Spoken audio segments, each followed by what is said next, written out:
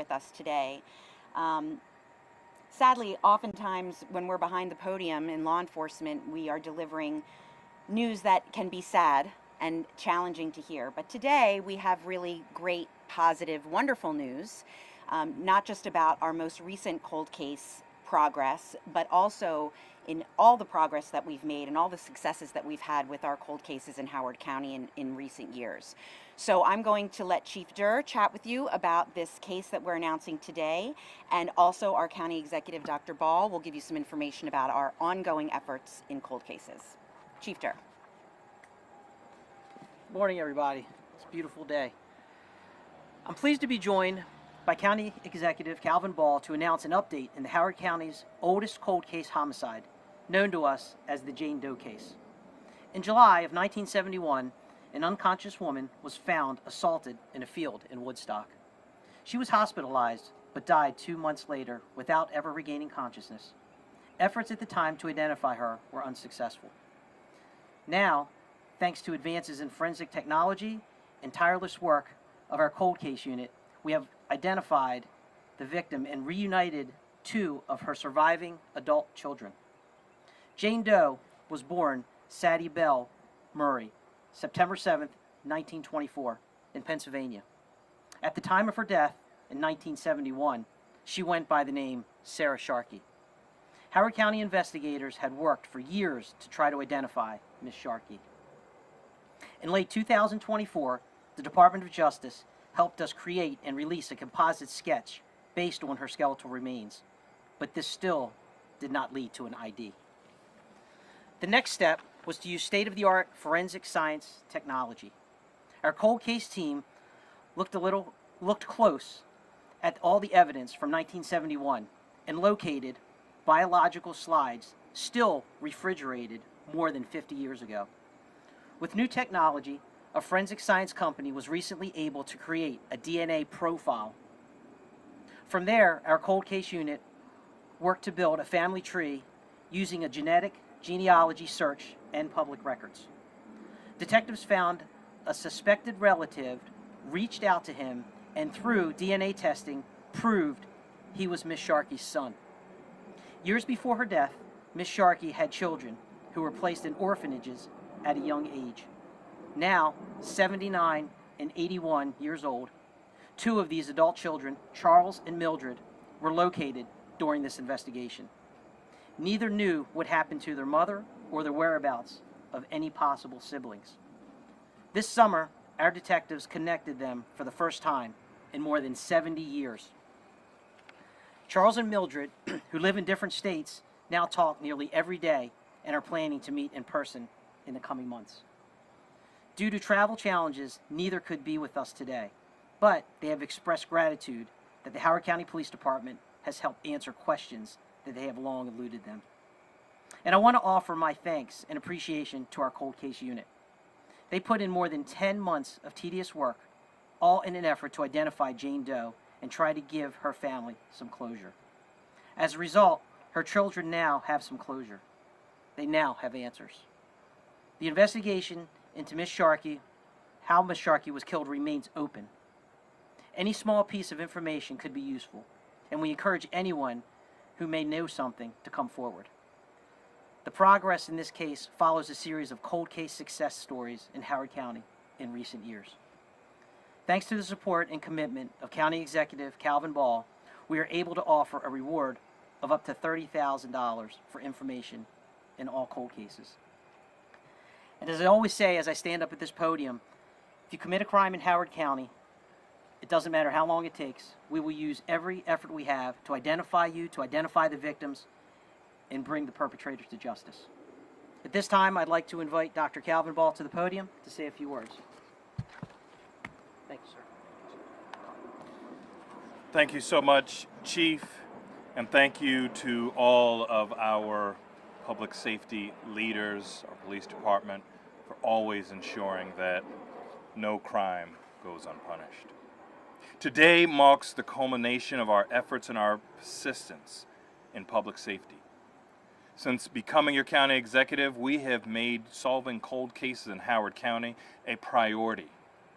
Justice delayed does not need to mean justice denied.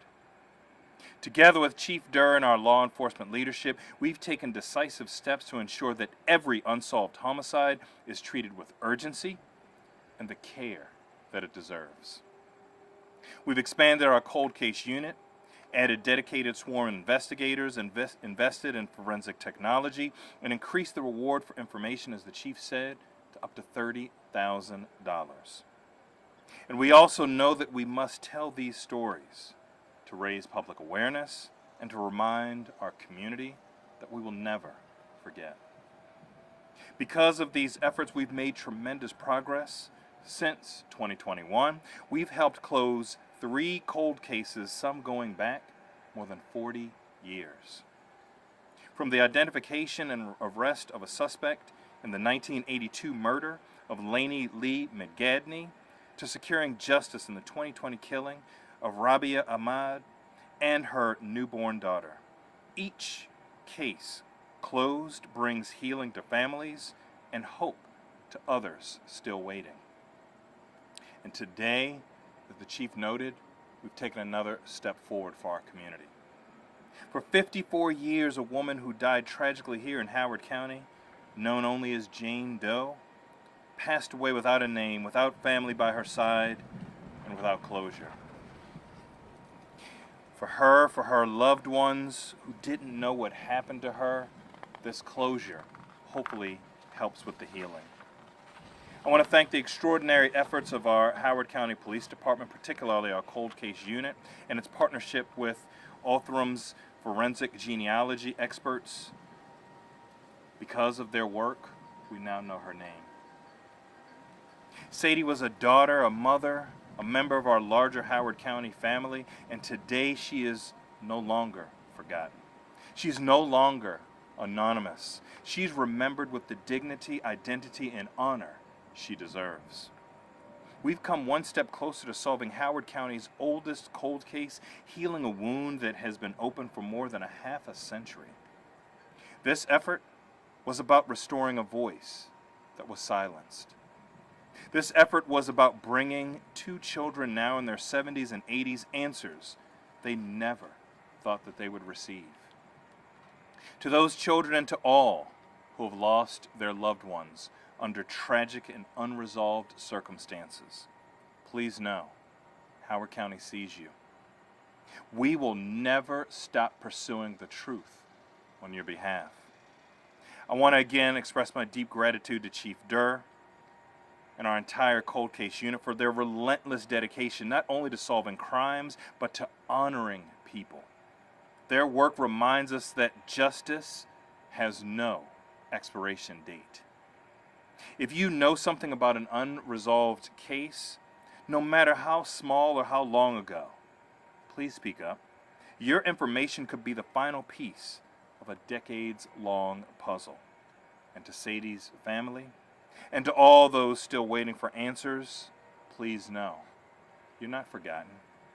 We will continue this work until every story is told and until every name is known. Thank you. Thank you, Dr. Ball. We'll open up for questions. We wanted to make sure that you had a baseline of information with those news releases, but if you have additional questions that haven't been answered, let's do it. Can you explain what's gone into solving the case in terms of finding out what happened and who did it to her? This really was a case where the genetic genealogy was critical, because for all these years we had no way to link this Jane Doe to anyone. Once we were able to utilize those resources, then build out a family tree, it was only then that we were able to piece together who she was and who she was related to. This does not close the case, however. The case remains an open and active homicide investigation, so we're still looking for anyone who might have information about why she was in Howard County and what happened to her. What else do we know about Ms. Sharkey, besides that she was born in Pennsylvania? Do we know anything else about her background, her occupation, anything like that? The question is about Ms. Sharkey's background and what else we know. We know very little about her and her life. We do believe that she was primarily a resident of Pennsylvania, and that does raise the question of why she was here in Howard County, and we're hoping that we'll be able to answer that now that we know who she was. and also just simply that she did have multiple children, and that 2 of them who are still alive are in contact now because of the great work of our cold case team.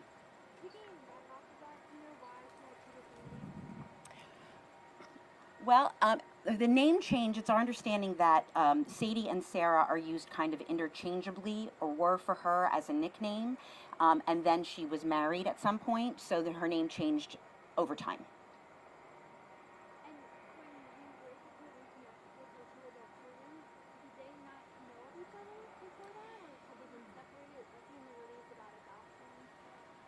The 2 adult surviving children, who are 79 and 81, did not know of the existence of the other.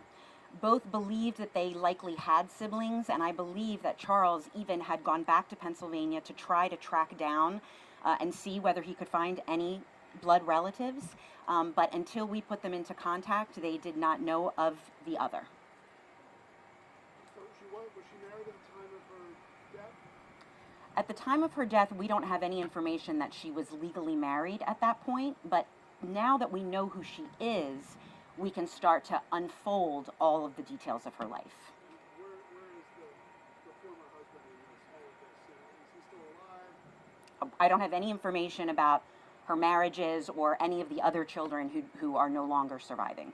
How many other kids do you think there are, don't you know? I believe that there was at least 1 other adult child who, a woman who died in 2020, and then there may have been some other children who died in early childhood. Terry, I just want to, just so you can clarify, there seems to be a disparity between what you're saying at the podium and then what's written here. The daughter is saying that Charles is the only thing she remembers of her childhood. So when you say they didn't know of each other's existence, do you mean exactly who they are? Like, did they know that they, and then Charles is who was adopted to, did they know they had siblings, but these 2 didn't know of each other? Can you just clarify that? The adult children expressed to our cold case investigators that they had some memories of being taken to orphanages where they were separated, but they did recall that there were other people, other children in their family. So these 2 didn't know that the other existed, in the sense that, were they still alive? Were they somewhere in the States? We didn't know, their whereabouts. So there were very faint memories as young children that they may have had siblings, but they knew nothing about how to go about finding one another. Thank you, that makes sense. And my other question is about, Chief, one of you mentioned they found slides that were still in the fridge here. Did the genetic genealogy, so at this point, come up with any other DNA profiles that were not related that could possibly help solve the homicide? Well, as you can see from the chart, this was a very complex investigation that required tracking down a lot of pieces of DNA for a lot of different people in order to identify Ms. Sharkey. We don't have any additional information that has taken us further in the investigation, and we've reached out to everyone that we know is still alive who is related to her. And last part, I promise. I know in the past that the initial reporting was that 2 kids maybe were riding their bikes or something, found the body. Are they still alive? Did you guys contact them by chance? Or just wondering? Our cold case investigator is out of state in training at the moment, but very much wanted to be here, so we can certainly look into what additional progress has been made.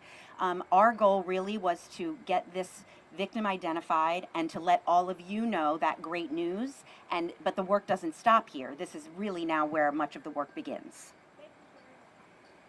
The biological slides that the chief mentioned that were 50 years old, were these just in police evidence storage and used to be pulled out? Yes, so with the expansion of our cold case unit, we've been able to reopen additional cases. And this was one of those cases where, when they went back and looked at police evidence, they found, still refrigerated, these slides from more than 50 years ago. Would this have been possible even 10 years ago with the technology that was available, or this had to have been up-to-date technology for it? The question is about the technology used. We have been investigating these cold cases for as long as they've been cold. And it's only with the advancement of technology that we're now able to solve cases, close cases, and identify victims that we weren't able to do before.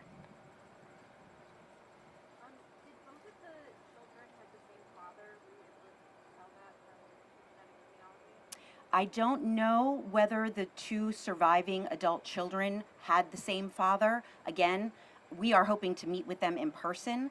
We were hoping that we could have them both or one of them here with us today, but we've asked that when they do reunite in person, they have asked for our cold case team to be there. So hopefully we'll get more information about them at that time. And when the cold case investigators spoke with them previously, did they have any memories of why they were placed in orphanages? These two surviving adult children were very, very young when they were placed in orphanages. So I don't believe that they have any recall about their circumstances at that very young age. Okay, well, again, happy to share the great news with you guys. If you think of any additional follow-up questions, please don't